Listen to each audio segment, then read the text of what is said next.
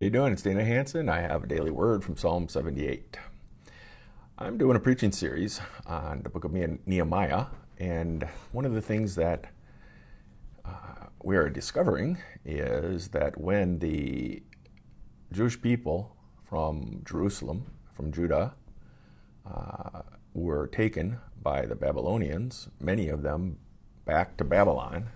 It's called the Babylonian captivity, and or the Babylonian exile, and it was really pretty much a benchmark of a transformation in Judaism for a lot of different reasons, and I'm not going to go into those right now. But one of the things I do want to point out is that when they returned, the priests, the teachers, and all that, a lot of them were the ones that were brought to Babylon, and they returned, and the young people didn't really know much about the faith. They had already, those who had been left behind had already forgotten or had not passed on their traditions and so forth, especially since they're in captivity in Jerusalem and there's no temple. The Babylonians destroyed it.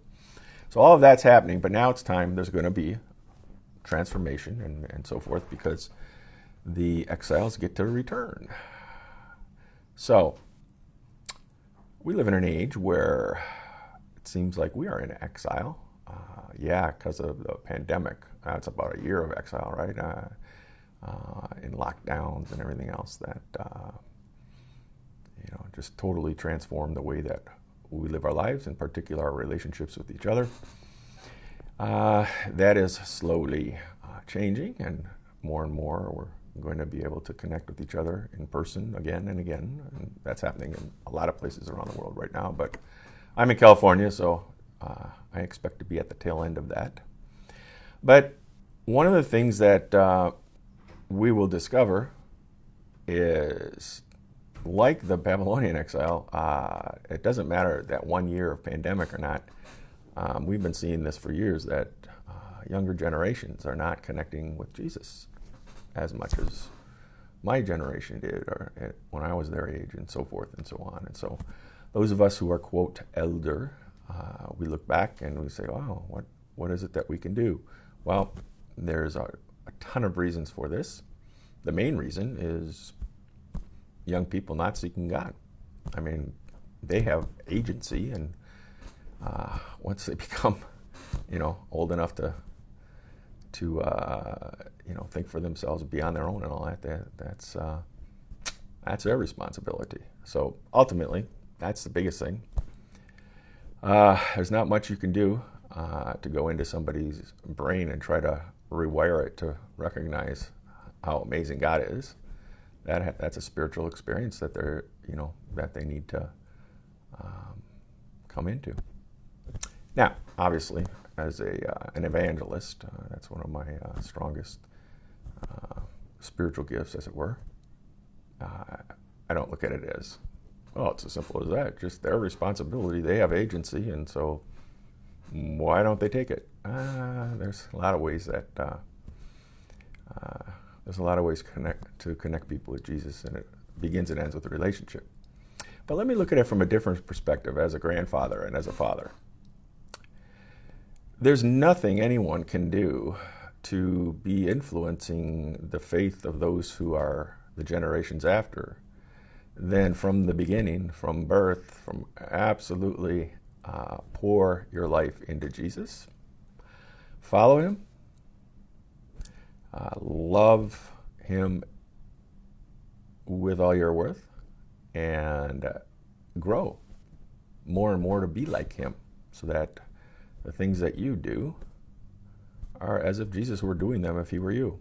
And that would be like parenting. Gee, I wonder what Jesus would do with young children that were his kids in his family. Well, we don't have to wonder. We already know. He would gather them, and he would model the faith, and he would also teach them. So the idea that, oh no, the world is just, it's going down the tubes and all that, and nobody's going to be a person of faith anymore. First of all, the Holy Spirit knows what he's doing. And how's life going when you don't have that that center of God in your life, and Father, Son, and Holy Spirit totally transforming what's going on around you and in you and through you. Doesn't go too well. So we model our faith more than anything else by what we do, the actions we take, how we treat each other, and so forth. But we also recognize that we have the luxury, the pleasure of being used by God to pass down our faith to our children, and in some cases, like myself, to our grandchildren. And it's like a whole new experience as a grandfather to realize that I can pour myself into my grandchildren in terms of their faith life, and really be a partner with my wife, but primarily with my son-in-law and my daughter. And that's a good thing. And it's so funny because, or not funny like haha, but interesting that probably the biggest influence of my faith life in terms of a person, yeah, mom and dad were very influential, but probably the biggest influence is my grandmother. Not that my mom and dad weren't involved in a faith life and in Christian community and worship and everything, they were. But somehow it was my grandmother that really kind of found that place inside of me and connected with it, which was calling out for God and open to hearing Him through another person, which would be Grandma Hanson. So that's kind of cool. All right, so what does that have to do with Psalm 78? Well, I want to end with that because it's kind of it's a call to go for it and be a person that invests in the younger generations. It's also kind of a warning that says, hey, if you're just going to sit around and just be focused on yourself, that's not a good thing.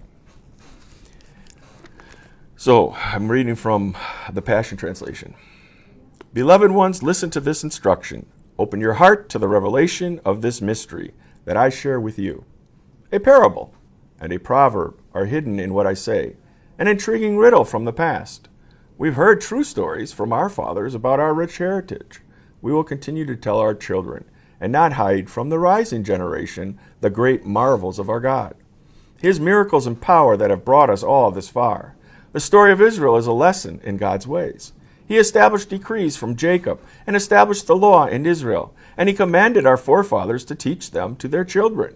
For perpetuity, God's ways will be passed down from one generation to the next, even to those not yet born. In this way, every generation will have a living faith in the laws of life and will never forget the faithful ways of God. May it be so. Thanks.